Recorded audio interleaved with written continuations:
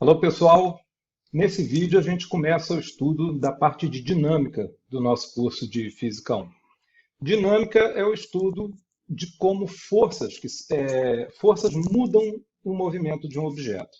Então, é a relação entre o movimento e as causas desse movimento. Tá?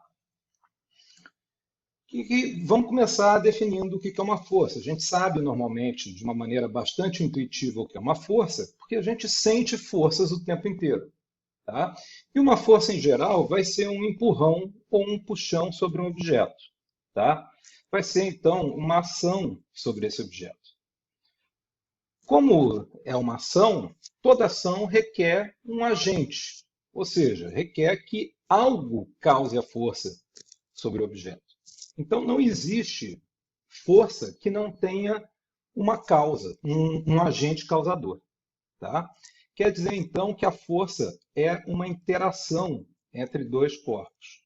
Tá? Sempre vai haver alguma coisa que vai causar a força que um objeto estiver sofrendo. Nunca uma força vai aparecer do nada, né, por milagre divino ou qualquer coisa. Tá? Mesmo que fosse por milagre divino, né, haveria um causador maior aí. Tá? E aí a gente tem dois tipos de forças. Basicamente são forças que podem ser ou de contato, né, que aí exigem que dois corpos se toquem realmente para que um exerça força sobre o outro, ou podem ser forças de ação à distância que não requerem contato com o objeto. Nesse curso, a gente vai se deparar com várias forças ao longo do curso, tá? E elas são as seguintes. A primeira, força da gravidade, tá? A força gravitacional é uma força que um objeto massivo exerce sobre outro à distância. Não é necessário um corpo estar em contato com o outro para que haja uma força gravitacional sobre eles. E a prova maior é quando a gente pensa em um objeto que cai, né? Se não houvesse nenhuma força agindo sobre esse objeto, ele simplesmente não cairia, ele ficaria onde ele está. Isso aí nós vamos ver, né, com a primeira lei de Newton e a segunda lei de Newton. Tá? Então, a gravidade é uma força à distância, tá? Não exige contato entre objetos, e quaisquer objetos com massa vão exercer força um sobre o outro, força gravitacional. O que acontece é que a gente só vai realmente perceber a força gravitacional para corpos com muita massa, como é o caso da Terra. Tá? Mais tarde nós vamos entender um pouco melhor por quê. O segundo tipo é força elástica. Tá? A força elástica é uma força que é exercida por molas ou por tiras de borracha, por exemplo, elásticos, tá certo? Quando a gente for chegar mais para frente no curso, nós vamos ver uma expressão para essa força elástica. Mas basicamente, né, qualquer coisa que seja uma mola ou uma coisa que estique e tenda a voltar ao estado inicial, antes da gente tentar deformar esse material, né, é, é uma força elástica. Tá? Então, qualquer força que faça o objeto voltar que faça o objeto voltar à forma original é uma força elástica. Outra força que nós vamos ver são forças de tensão, que são forças que também tendem a deformar um corpo, mas aí a diferença para a força elástica é que ela não é tal que vai tender a restaurar a forma original do meu objeto. Tá? Basicamente, nós vamos ver tensão em cordas nesse curso, mas existem forças de tensão internas de um material, quando você tenta deformar esse material, que aparecem quando você deforma. Outro tipo de força é uma força normal. A força normal é definida geralmente como uma força exercida por uma superfície sobre um objeto. Então, esse objeto sofre uma força da superfície, né, com que ele está em contato, aqui é uma força de contato, E essa força é sempre perpendicular à superfície e não ao objeto, ok?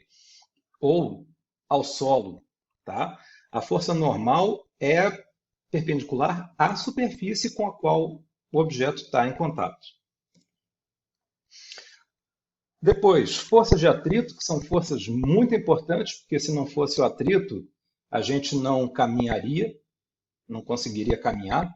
Tá? Normalmente as pessoas acham que força de atrito é uma coisa ruim e tal. Não, muito pelo contrário. Ainda bem que existe atrito, porque senão você só poderia se mover para frente através de uma propulsão, uma mochila de propulsão ou qualquer coisa do tipo. Tá? Mas é uma força que tende a impedir o movimento de um objeto, ela tende a impedir o movimento de um objeto e ela vai ser sempre paralela à superfície de contato que o objeto está em cima, ou está em contato com ela. Tá? Um erro bastante comum em relação à força de atrito é achar que ele vai impedir o movimento do corpo. Na verdade, isso não é nem um erro, é uma incompletude na formulação do que é uma força de atrito. Ela já comecem a se acostumar com a ideia, tá certo? Que a força de atrito vai tender a impedir o movimento do objeto relativo à superfície com a qual ele se encontra em contato. Força de arraste, né, também é uma força de resistência ao movimento de um objeto. Só que aí a natureza da força de arraste é diferente da natureza da força de atrito. Tá? Basicamente, as forças de arraste vão aparecer quando o objeto tentar se mover dentro de um fluido. Tá? E fluido é qualquer coisa que seja gás ou líquida. Tá certo? Então, por exemplo, se você... normalmente essas forças são proporcionais a alguma potência da velocidade do objeto, e o objeto, quanto maior for a velocidade do objeto, maior vai ser essa força. Tá? Vai ter outras coisas que vão influir também na magnitude da força de arraste. Okay? Mas, basicamente, ela é proporcional, em geral, à velocidade, ou à velocidade ao quadrado, ou alguma outra potência da velocidade do objeto. E, finalmente, né, a gente tem forças de empuxo, que a gente não deve, nesse curso a gente vai falar de força de empuxo, não como uma força, aquela força que o objeto sente quando ele está imerso no líquido, né? Só pelo fato dele estar imerso no líquido ele já sente uma força. Não. Impulso, nesse caso, vai ser a força de propulsão exercida por um fluido expelido do corpo. Ou seja, né? Por exemplo, pega um foguete. Um foguete queima combustível e expele gás. Tá? Esse gás que está sendo expelido para um lado vai fazer com que o corpo se mova para frente. Ok? No próximo vídeo, a gente continua com uma abordagem um pouco mais agora quantitativa para forças.